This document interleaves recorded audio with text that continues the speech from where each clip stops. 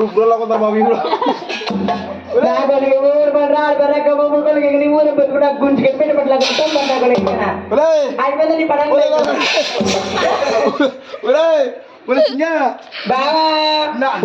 అంటావా బాబా అంటావా బాబా ఈ టైంలో ఏమన్నా బాబు నాది పుచ్చకాయ పగలు పోయింది నీది వస్తే నాది లేస్తుంది బయట లేపుతుంది బాగా నీ పుచ్చకాయ దిగిపోతే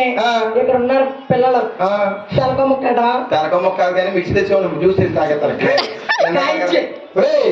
కరెంట్ కరెంట్ కరెంట్ అలాగే బావా వద్దురా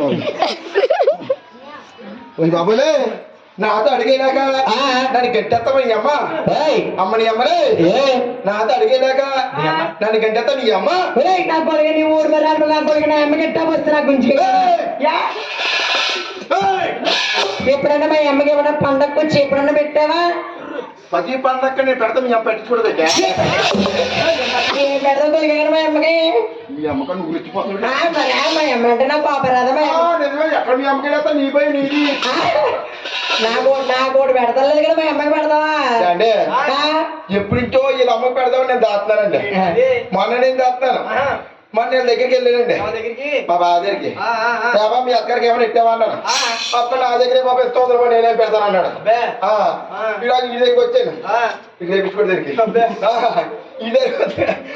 ఏమైనా ఇట్టావా అన్నాడు అప్పుడు నా దగ్గర అసలు లేదు నేను పెట్టను మా అక్కడికి అన్నాడు ఎప్పుడు నుంచి చేస్తాను నా దగ్గర ఎంత పడుతుంది తెలుసా గుడ్డు మూడు అంత ఉంది అనుకుందరా 6 సేల్ ఉంది దీని అమ్మకాడు తెచ్చడమా 3 ముక్కలు రైక నా కొలిగాడు 3 బిట్లు నా కొలిగాడు 3 ముక్కలు రైక 3 ముక్కలు నా కొలిగే కానీ ఆ రైక వెళ్ళిపోతుంది ఎలా పాట అన్నారు రైక తల్లి కూడి అట్లా పిల్లలు కాగట్టాడంట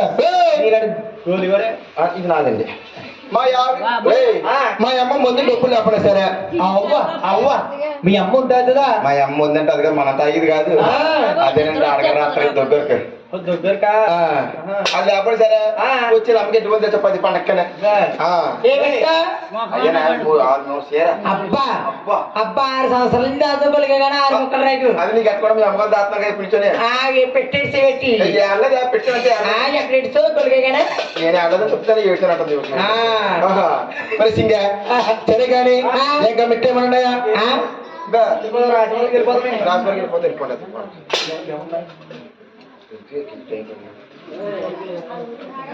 మహావర్గలాచారి